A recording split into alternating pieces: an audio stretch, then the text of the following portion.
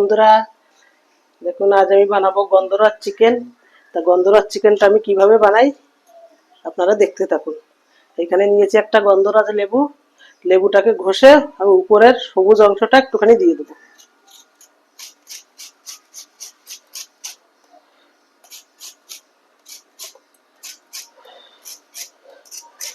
লেবুটা অবশ্য পাকার জন্য হলুদ হয়ে গেছে, কিন্তু গন্ধরাজ লেবু।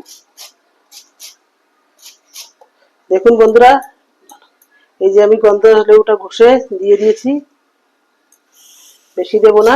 দেখুন, সবুজ সবুজ অংশটা উপর থেকে ঘষে দিয়ে দিয়েছি।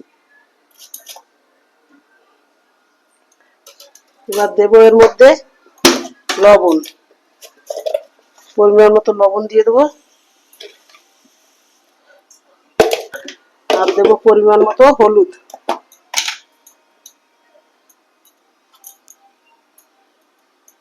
হলুদ আর একটুখানি লঙ্কার গুঁড়ো দিয়ে দেব। এখানে আমি গন্ধরাজ লেবু কেটে নিয়েছি, গন্ধরাজ লেবুর রসটা চিপিয়ে দিয়ে দেবো। এই দেখুন, বেশ রস আছে এটার মধ্যে, অল্প করে দিলেই হয়ে যাবে। এক ফালি পুরো দিয়ে দিয়েছি, 4 ফালির, আর এক ফালির থেকে একটুখানি দিয়ে দেবো। এবার দেবো বন্ধুরা সর্ষের তেল, খাঁটি সর্ষের তেল। এই যে তেল দিয়ে এবার চিকেনটাকে আমি সুন্দর করে মেখে নেব।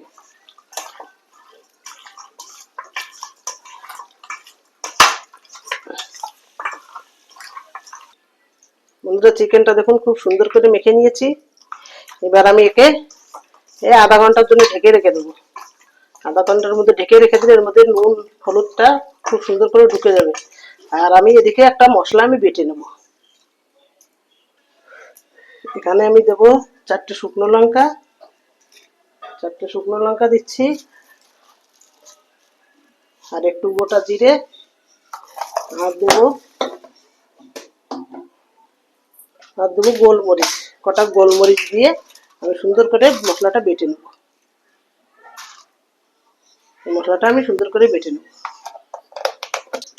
এখানে আমি কড়াইতে তেল নিয়ে নিয়েছি, ফোড়নে দেবো তেজপাতা, শুকনো লঙ্কা। আর এখানে নিয়েছি জিরে, আর এখানে গোটা গরম মশলা, জিরে নিয়ে নিয়েছি। এলাচ দুটোকে ফাটিয়ে দেবো।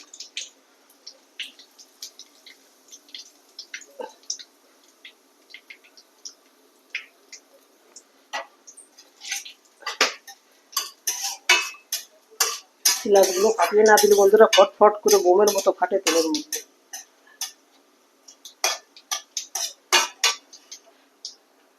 দেখুন, সুন্দর একটা গন্ধ আসলে মশলা থেকে সুন্দর একটা গন্ধ ছেড়েছে। দেখুন, এবার কুচিয়ে রাখা পেঁয়াজ দিয়ে দেবো।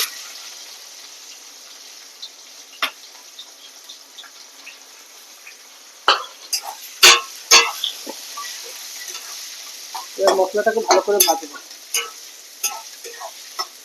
একটু ভেজে নিই। এখানে আমি বেটে রাখা মশলাটাও দিয়ে দেবো। প্রথমে দেবো এখানে আদা রসুন বাটা।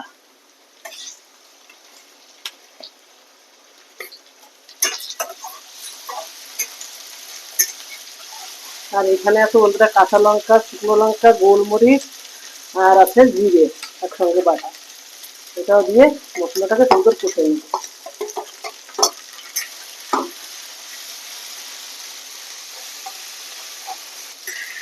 সামান্য একটুখানি হলুদ দেবো। হলুদ যেহেতু মাংসটাকে মাখানো হয়েছে, অল্প করে একটুখানি হলুদ দেবো।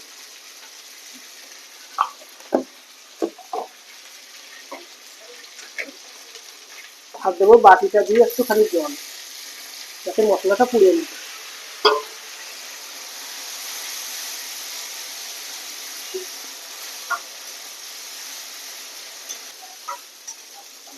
দেখুন, মশলা থেকে তেল ছেড়ে দিয়েছে, মশলাটা সুন্দর করে কষিয়ে নিয়েছি। এবার এর মধ্যে দেবো আগে থেকে মেখে রাখা, ম্যারিনেট করে রাখা চিকেনটাকে দিয়ে দেবো।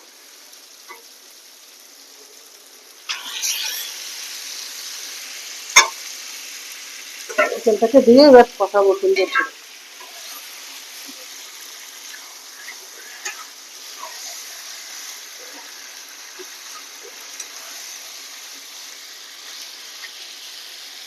চাপাটাকে খুলে দেখি কি অবস্থা আছে। দেখুন বন্ধুরা, কত সুন্দর লাগছে দেখতে মাংসটাকে। দেখুন এরকম ভাবে চিকেন রান্না করলেও চিকেনের টেস্টটা অনেকটা খাসির মাংসের টেস্টের মতো লাগে। খুব একটা বেশি মশলাও না, আবার খেতেও খুব সুন্দর। তেলটা একটু বেশি যায় এতে।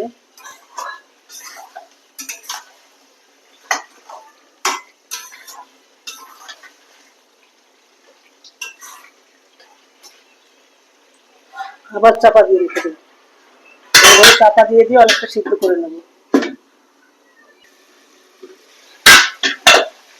চিকেনটা খুব সুন্দর করে কষানো হয়ে গেছে। দেখুন পুরো তেল সব আলাদা হয়ে গেছে। এবার আমি চিকেনটাকে মধ্যে গরম জল ঢেলে দেবো।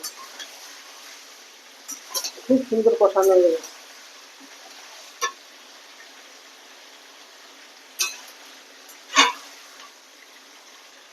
কষানো হয়ে গেছে, এবার আমি এর মধ্যে গরম জল দিয়ে ঢেলে দেবো, ঢেকে দেবো। এখানে একটু গরম জল দিয়ে দিলাম। এবার একে ঢেকে দেবো, চিকেনটা যাতে সুন্দর সিদ্ধ হয়ে যায়। এবার আমি একে ঢেকে দিই।